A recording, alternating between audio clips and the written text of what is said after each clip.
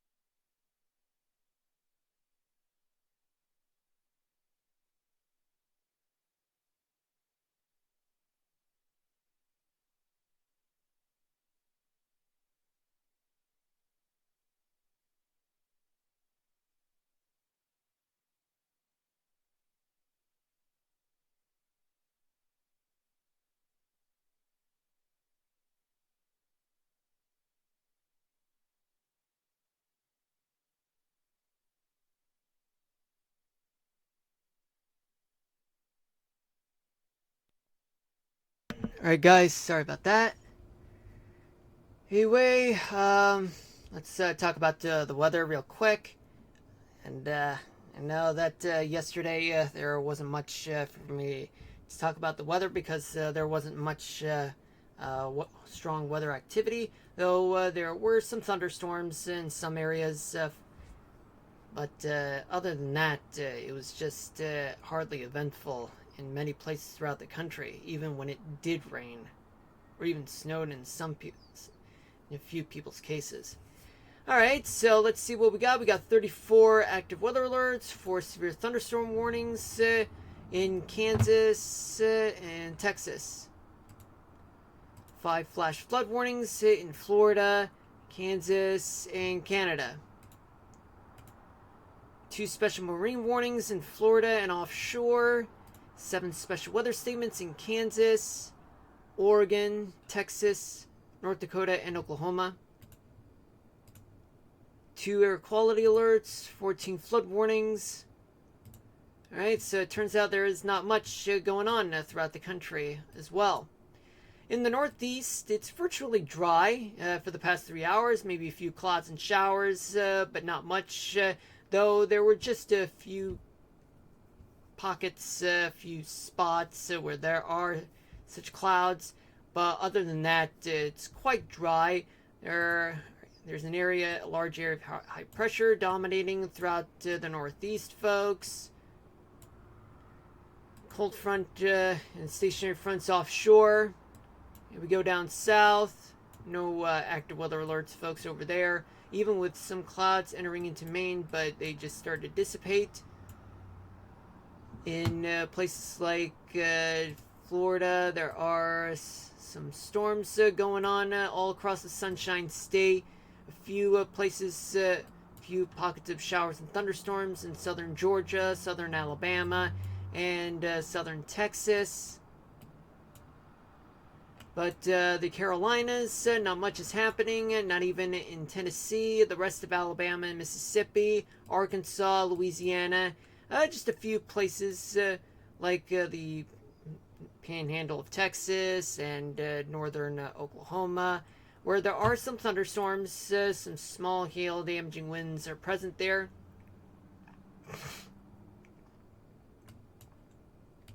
That's because there's a dry line, but that's to the west and to the north of Texas and Oklahoma. There are air quality alerts throughout Dallas, Fort Worth Metroplex, and the Houston metro area, and Galveston, Texas. In the Midwest, and we go to the Ohio Valley, where it's quite dry for the past 3 hours. Then in the Great Lakes region, mostly dry. Thunderstorms have made their way to Lake Superior, but not much is going on in the Upper Peninsula of Michigan. Although some will pass by, but not in a greater scale. Isle Royale National Park is going to get some thunderstorms going for those of you who are there. Wisconsin, dry. Northern Minnesota, storms are there, passing by. Plenty of storms in the northeastern part of the state and throughout northwestern Minnesota. Some passing clouds and showers are there, plus the Dakotas. Though there is one special weather statement indicating strong thunderstorms with some hail and damaging winds, but on the small scale, though. Just southwest of Bismarck, there is one flash flood warning in Aberdeen, South Dakota. Rapid City, you just had some thunderstorms that just popped up on the south side of town, but moving outward near the Badlands.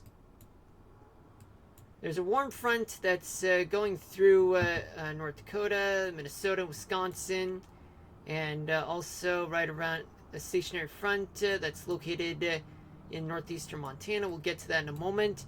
Areas of low pressure lining up through a dry line through the Dakotas and into Nebraska, Kansas. In Nebraska, just a few clouds and showers passing by, and there's a pop-up showers and thunderstorms on the northern part of Nebraska. That's because you have this dry line and this does give an indication that there is a dry line just to the east. Plenty of thunderstorms to go around in Kansas with flash flood warnings all across the center part of the state. In the southern part of the state, some severe thunderstorm warnings and special weather statements are there. And in the northern Rockies, plenty of pop-up thunderstorms occurring in Montana, mostly on the Rocky side and few parts in northern Idaho, but it's quite clear in the southern half of the state. In Wyoming, just a few clouds and showers are there, and just some pop-up showers and some storms on the southeastern side of Idaho. And we go to Great Basin, Colorado, where passing showers and pop-up showers and storms. Moving to the east, plus Utah. They're just popping up in the central and southern and eastern parts of the state. And plenty of showers and a few storms moving to the east all across Colorado. It's quite dry in Nevada and in the desert southwest. A few pockets of showers and storms throughout some parts of New Mexico and a few parts in southern Arizona. We go to California, where there are plenty of showers and a few storms in the northern part of the state. The rest of the state, it's quite dry. And just so you know, folks, there is an area of cold front that's moving into California. Could bring in some cooler weather into the Golden State, and a warm front that's offshore from Oregon, and it will remain there for quite some time. In the Pacific Northwest, there is one special weather statement located northwest of Bend, Oregon. Plenty of showers and a few storms on the coastal side and the northern side of Oregon. Moving into Washington State, some pop-up showers and storms are occurring on the eastern side of Washington State. There's also another set of special weather statements in the northeastern part of the state.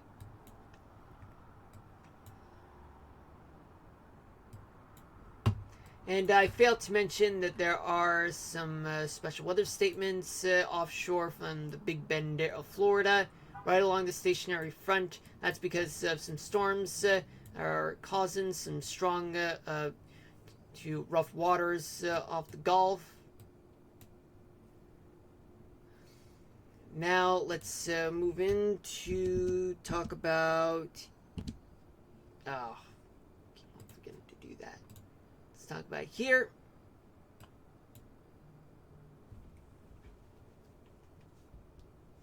Hold on a minute.